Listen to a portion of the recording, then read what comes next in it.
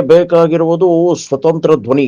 ಆ ಸ್ವತಂತ್ರ ಧ್ವನಿ ಉಳಿಸಲು ನೀವು ಮಾಡಬೇಕಾದದ್ದು ಇಷ್ಟೇ. ಅದೇನಪ್ಪಾ ಅಂತಂತಂದ್ರೆ ನಿಮ್ಮ ಕೈಲಾದಷ್ಟು ಸಹಾಯ ಈ ಚಾನಲ್ಗೆ ಮಾಡಿ ಹಾಗೂ ನಿಮ್ಮ ಧ್ವನಿಯನ್ನು ಕಾಪಾಡಿಕೊಳ್ಳಿ. ನಾವು ಯಾರು ಮರೀಲಿಕ್ಕೆ ಸಾಧ್ಯ ಅದ್ಭುತವಾದ ಆದರೆ ನಾವು ಅದನ್ನು ಅರ್ಥ ಮಾಡ್ಕೊಳ್ಳಿಲ್ಲ. ಆ ಮಾತು ಬೇರೆ. ಅದರಲ್ಲೂ ಒಂದಿಷ್ಟು ಹಿಂಸೆ ಇರೋದ್ರಿಂದಾಗೆ ಅದಕ್ಕೆ ಕೆಟ್ಟ ಹೆಸರು ಬಂತು. ಕಮ್ಯುನಿಸಮ್ ಅನ್ನೋದು ಅಷ್ಟು ಸತ್ಯದ. ಹಿಂಸಾ ಮಾರ್ಗ ಹಿಡಿದ್ರು, ಗಾಂಧಿ ಮಾರ್ಗ ಹಿಡ್ಕೊಂಡು ಹೋಗಿದ್ರೆ ಮಾತು ಬೇರೆ ಇತ್ತು.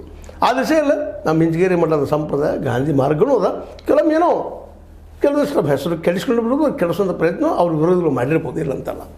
ಅದೇನೂ ಇರಲಿ. ಇವತ್ತು ನಮ್ಮ ಶಶಿಕಾಂತ್ ಪಡಸಲಿಗೆ ಜೊತೆಗೆ ಚುನಾಪಣಂತವ್ರು ಇನ್ನೊಂದು ಕೆಲವು ಜನ ಅವ್ರಿಗೆ ಬೆನ್ನು ಹತ್ತಿದ್ದಾರೆ. ಮತ್ತು ರೈತರವರು ನಂಬ್ತಾ ಇದ್ದಾರೆ. ಅದಕ್ಕೆ ಸಾಕ್ಷಿನ ಗುರುರಾಪ ಮೂಮೆಂಟ್ ಸರ್ಕಾರವನ್ನು ತಮ್ಮ ಬಾಗಿಲಿಗೆ ತಂದು 3,300 ಮಾಡಿಕೊಳ್ಳೋ ಸಣ್ಣ ವಿಷಯ ಅಲ್ಲ, ಅದು ಅಸಾಧಾರಣ. ಹಾಗಂತ ಹೇಳಿದ್ರೆ ದೊಡ್ಡ ಸಾಧನೆ ಅಂತೂ ಅಲ್ಲ. ಇದು ಅಲ್ಪಕಾಲಿನ ತೃಪ್ತಿ ಪಡುವಂಥದ್ದು. ಆದರೆ ಇದರಲ್ಲಿ ಇವರೊಂದು ಶಕ್ತಿ ಅದನ್ನು ತೋರಿಸುವಂಥದ್ದು. ಪಡಸಲಿಗೆ ಅವರಲ್ಲಿ ಶಕ್ತಿ ಅದ, ಶಶಿಕಾಂತ್ ಅವರಲ್ಲಿ ಶಕ್ತಿ ಅದ, ಚೋನಪ್ಪನವರಲ್ಲಿ ಶಕ್ತಿ ಅದ. ಜನರು ಕುಡಿಸ್ಬಲ್ರು, ಜನರ ಹತ್ತಿರ ಹೋಗ್ಬೋದು, ರೈತರನ್ನು ಎಬ್ಬಿಸ್ಬಲ್ರು, ರೈತರ ಜೊತೆ ಮಾತಾಡಬಲ್ರು, ರೈತರ ಮನಸ್ಸನ್ನು ಪರಿವರ್ತನೆ ಮಾಡಬಲ್ರು. ಈ ಶಕ್ತಿ ಅವರಲ್ಲದ. ಅದನ್ನು ಕ್ರೋಢೀಕರಣ ಮಾಡ್ಕೋಬೇಕಾದ್ರೆ ಇವತ್ತೊಂದು ರೈತರಲ್ಲಿ ದೊಡ್ಡ ದೋಷ ಏನಪ್ಪ ಅಂತಂದ್ರೆ ಒಡಕುಗಳು. ನಾನಾ ಶ್ರೇಷ್ಠಪ್ಪ ಅನ್ನುವಂಥ ಮಾತು, ನನಗಿಂತ ಹೆಚ್ಚಿನ ಯಾರಿಲ್ಲ ಅನ್ನುವಂಥ ಮಾತು. ಹಿಂದೆ ಇದೇ ಕಾಲಕ್ಕೆ ಸೋತಿದ್ದು ಪ್ರೊಫೆಸರ್ ನಂಜುಂಡಸ್ವಾಮಿ ಅವರಿಗೆ ಮತ್ತು ನಮ್ಮ ಬಾಬಾಗೌಡರಿಗೆ ಬಂದಂಥ ಮತಭೇದ ನಾ ಶ್ರೇಷ್ಠ ಅನ್ನೋದು ಕೊಲ್ಯಾಪ್ಸ್ ಆಯಿತು ಅನ್ನೋದು ನಾವು ಮರಿಬಾರ್ದಿಲ್ಲ. ಅಂಥ ಅನೇಕ ಮೂಮೆಂಟ್ಸ್ ನಮ್ಮನ್ನು ಸತ್ತೋಗ್ಬಿಟ್ಟಿದ್ವು ರೈತರಲ್ಲಿ.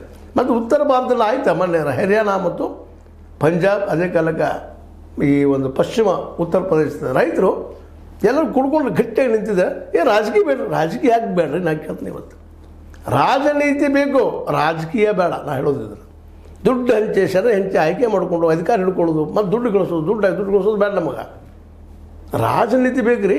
ನೀತಿ ಅಲ್ಲಿ ಬಂದು ಧರ್ಮ ಬಂತವು. ಧರ್ಮ ನೀತಿ ಬೇರೆ ಅಲ್ಲ. ಒಳ್ಳೆಯದು ಹೇಳುವಂಥ ಪ್ಲೇಟೋ ಅರಿಸ್ಟಾಟಲ್ ಹೇಳ್ತಾನೆ. ಅರಿಸ್ಟಾಟಲ್ ಮತ್ತು ಪ್ಲೇಟೋ, ಅದರಲ್ಲಿ ಪ್ಲೇಟೋ ಅರಿಸ್ಟಾಟಲ್ ಗುರು ಸ್ಪಷ್ಟವಾಗಿ ಹೇಳ್ತಾನೆ. ಈ ರಾಜಕೀಯ ಮಾಡೋರ ವಿಶೇಷವಾಗಿ ಬ್ರಹ್ಮಚಾರಿಗಳಿರಬೇಕು, ಮದುವೆ ಆಗಿರಬಾರದು ಅಂತೇಳಿ. ಆ ದಿಶೆಯಲ್ಲಿ ನೋಡಿದಾಗ ನಮ್ಮ ಪಡಸಲಿಗೆ ಅವರು ಇನ್ನೂ ಯುವಕರು ಜೊತೆಗೆ ಬ್ರಹ್ಮಚಾರಿಗಳು ಹೌದು, ಜೊತೆಗೆ ಹೋರಾಟಗಾರರು ಇದ್ದಾರೆ. ರೈತರ